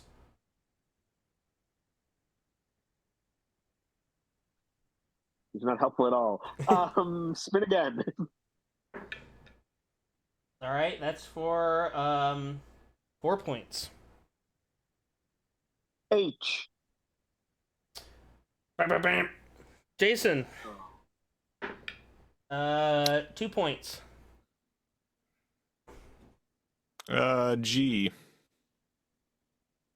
There is 1, 2, 3 of those. I think me and Jason have the same idea. All right, what do you want to do? I was gonna say G. What do you want to do next, Jason? Spin, buy a vowel, or solve? Well, I would solve. I'm worried about Bob showing up in here. You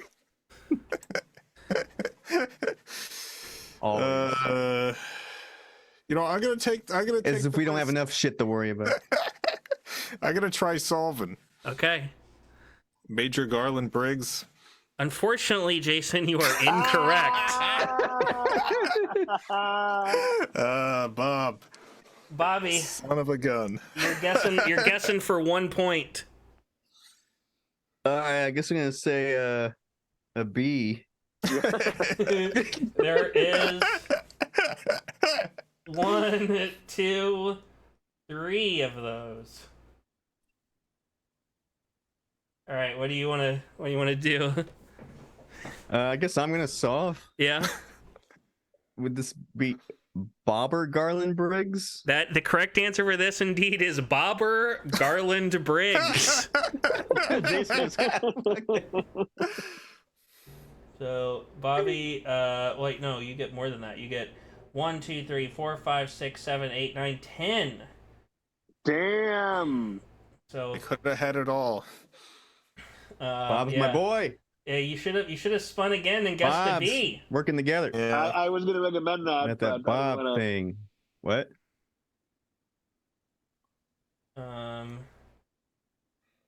Let's. I'm too much of a risk taker. Too much Yeah. of a yeah. I mean, you had to go for it, you know. You did There's have two to, people going after you. You did have to do it for the vine. Let me see. I think I want to skip. I'm like thinking about what these are and like which one if I'm gonna do, if we're only gonna do one more, which I think we will only do one more. Which one do I want to do? I don't think we'll be seeing Bob again tonight, but who knows? We might. I'll go ahead and yeah, probably we won't do the other one with Bob because let me see. I mean, it's up to you.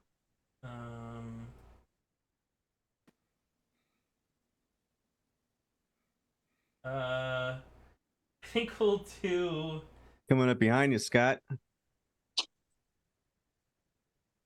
You know what? We'll stay with the first 4, and maybe next time I do a Twin Peaks episode, we can do the other 4, just so I don't. I like it. So last up, and this will start with Jason again. The category for this one is living thing, and Jason, you are guessing for 4 points. T. Unfortunately, there are no T's.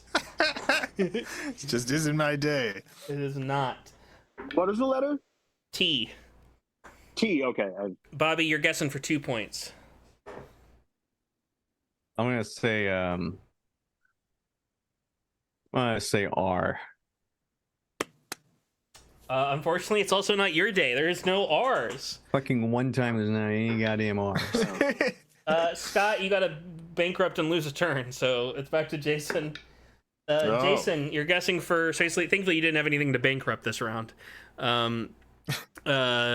Jason, you get. You're guessing for 2 points. S. There is 1 S.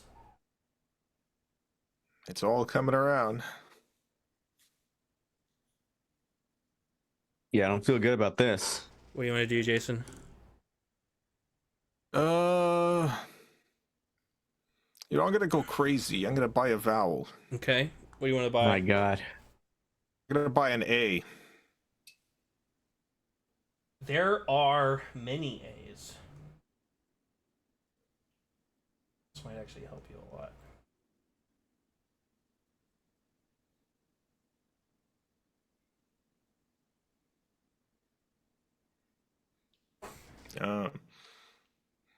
Still, ball still in your court, Jason.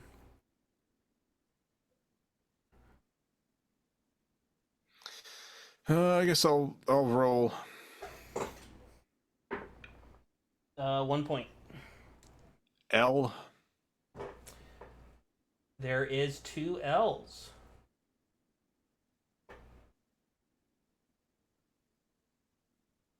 Ball still in your court, Jason. Roll. That is 3 points.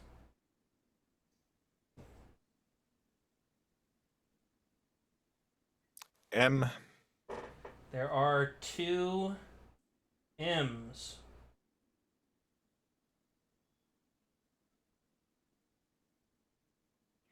Ball still in your I'll court. roll again. I need some points before I solve this. Need some points. I got the answer. I got the answer, but I need more points. Trying to win. Okay. Yeah, I think I got. All right, 3 points. All right, C. That is 1, 2 C's. That's another 1, 2, 3. 1, 2, 3. Yeah, I forgot what the second word of this is. I think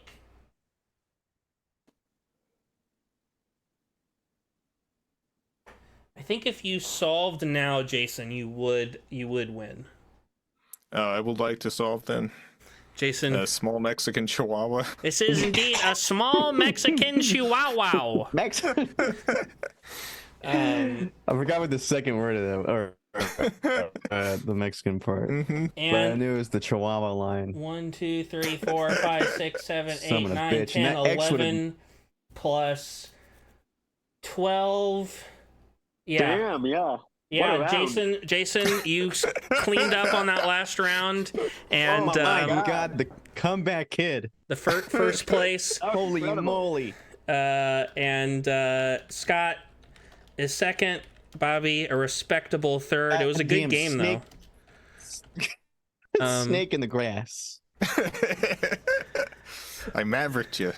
But let me change back to this. And before we do our normal outro, we're gonna do I fucking suck. a little segment that I introduced last week. I hope I pressed I'm the a right. piece of shit. I hope I pressed the right button. I just lost so much money. Welcome. Fuck. It's the Dune date, where I update people about my experience with Dune. All right. This great picture behind me. Tell me of the waters of your Yeah. home world.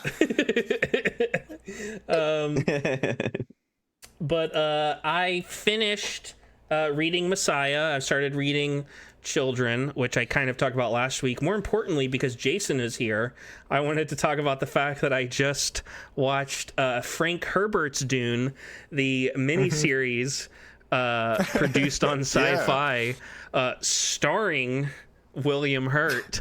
And Wait, as who? William Hurt. Well, William Hurt. I'll give you this hint. You may see if you can guess. William Hurt's in the first of the 3 episodes, and then he dies. Okay. That sounds about right. He's Duke Leto.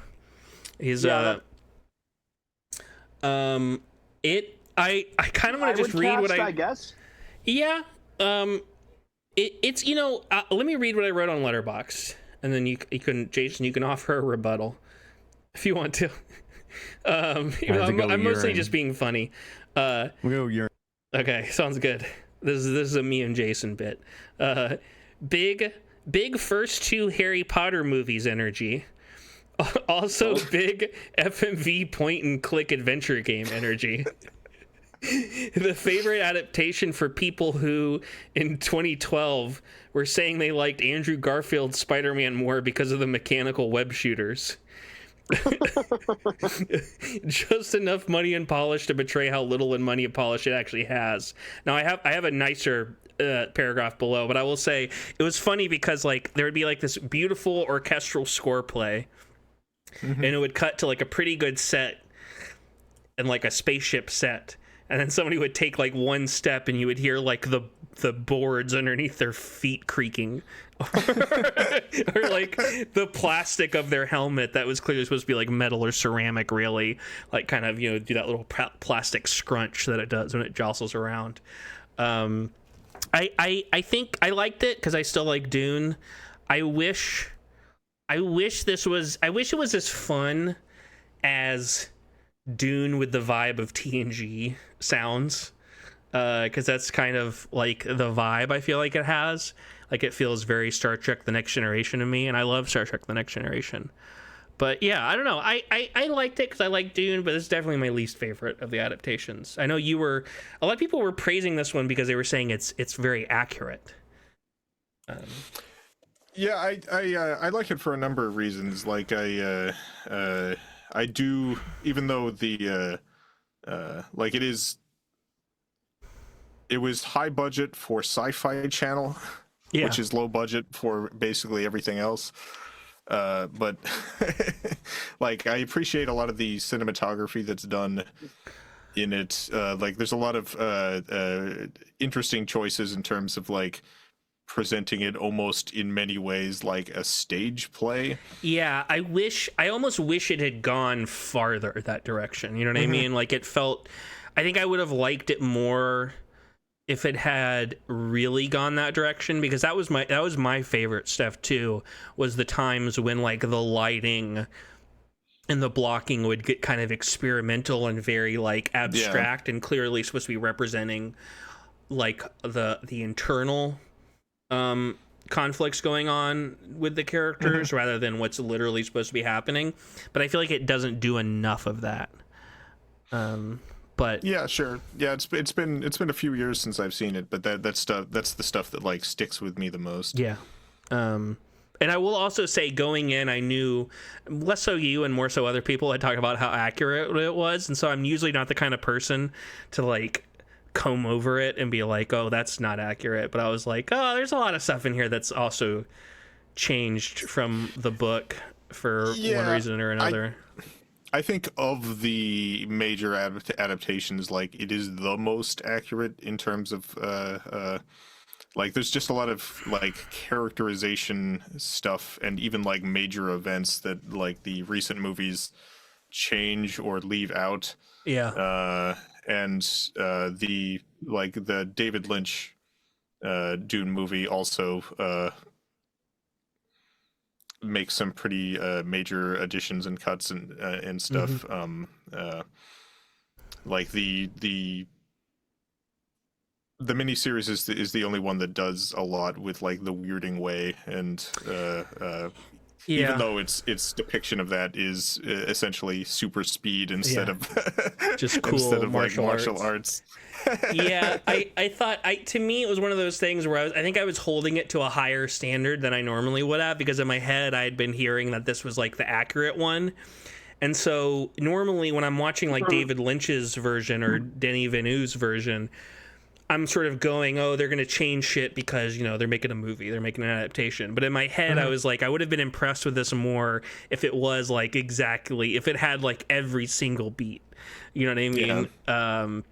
And instead, I was more so like, there were times when I was like, there are certain things that like the modern adaptations have done that as like a screenwriter, I go like, oh, that makes sense. Like the fact that in the newest version, he threatens up to blow up the spice just with the bombs they already established, instead of setting up this thing where it's like, we're going to take the transmuted water of life and put it on a thing, and it's going to fall into the thing and the pre-spice mass, and it's going to do a thing. And I'm like, for a movie, they're just going to blow it up. Like it's fine. You know, you need that punchiness, or like how in every adaptation they always have the scene where Paul and his father save the people and the on the malfunctioning harvester, and in the newest version they do a very movie adaptation thing where the carry-all comes and now functions and that motivates them. But in the book and in this version it's more like, well, the carry-all could come, but we're just gonna save him anyway. Like there's a very like loose kind of tension there where it's like, well, I guess we'll save him. And I respect that they didn't change that in the miniseries to a certain degree, but I also ask, to what end? In my head, I sometimes, when people are reluctant to change things, I sort of think like, oh, well, you know, like who cares? Like I want it to read better as a movie, but I still. I remember people were very upset with Age of Ultron when like it was not Hank Pym who created Ultron. Yeah. And I just remember thinking like, we don't have time to set up this new character. Just so that we can then defeat this monster in this one movie. Like, I totally agree with that. Where like sometimes clarity and just time works better. Yeah. There's a lot of like lines and stuff that are pretty memorable in Dune that the more recent movies change in a way that, while I was watching them with my partner Scuffy, Scuffy said, like the rewriting feels like a kid trying to not get caught for plagiarism, where it's just like things are reworded a little bit, in ways that like I didn't find as memorable. But the miniseries also makes some changes in the writing that doesn't make sense. For instance, like the "Tell Me of the Waters of Your Homeworld" in the book, like that's set up specifically as like a way for him to realize the difference between his visions and what actually happens. "Tell Me of the Waters of Your Homeworld," Usul, versus "Tell Me of the Waters of Your Birth World," Paul Moadib. So yeah, the miniseries makes some changes that also don't make sense. Yeah, I think to a certain degree, like it's with like the movie versions, I'm like less holding them to like accuracy because they aren't being touted as that. You know what I mean? Like it's more, you know, capturing the vibe to a certain degree, especially with the newer ones. Yeah, I think the reason that I do like the miniseries in terms of its like, I think maybe book accurate is the wrong word, but it has more of the stuff that's in the book in it. Yeah. It covers like more of the events. Well, let's move on. This is ceased to become. Oh, they did use this kind of sound effect a bunch.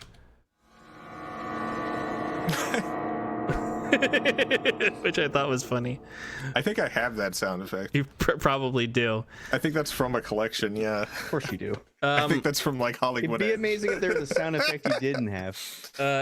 Anything else? I'd like a end of genocide and a free Palestine up in this motherfucker. I've seen a couple of movies for the first time that I enjoyed. I saw the Ghost concert film Right Here, Right Now, which will probably not convert new fans, but it's pretty good. And for Pride Month, I watched But I'm a Cheerleader, which is a really good indie comedy. How about you guys? Anything else you want to shout out or plug or anything like that? Not really. Yeah, I was surprised how. Oh, sorry, I was surprised how good. But I'm a Cheerleader was. I hadn't seen that for a while, and my biggest takeaway was how cute it was, especially for what it was about, which was that it was a girls sent to a re-educational camp. And, you know, I was thinking about that. I personally wish it had a little bit more bite and a little bit more, like, just showed how terrible these places were. But that isn't exactly what this movie is going for. Yeah.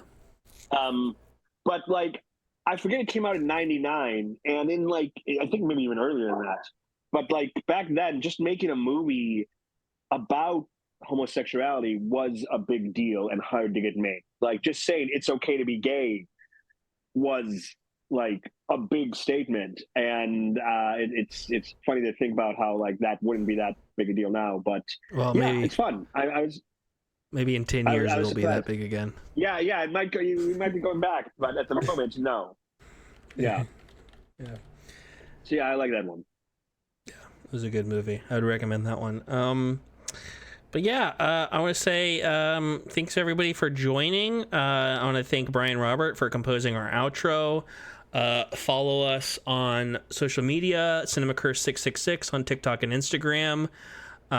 Share this episode with your local mayor, because there was a mayor, the old man. Next Twin Peaks Club everybody. will be the next 5 episodes. I forget when that ends. Next 4 or 5. There's like 9 episodes of season 2 left. I think we're gonna do 5 then 4.